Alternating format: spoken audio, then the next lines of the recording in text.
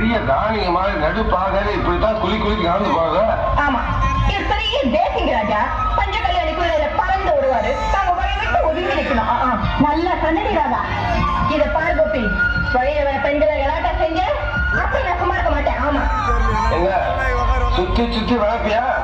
உன் வாய்க்கு கடிவாளம் போட்டு பொண்ணுடைய ரேட்லாவிலே உன்னை பூட்டி சவாரி வருவேன். ஜாக்கிரதை.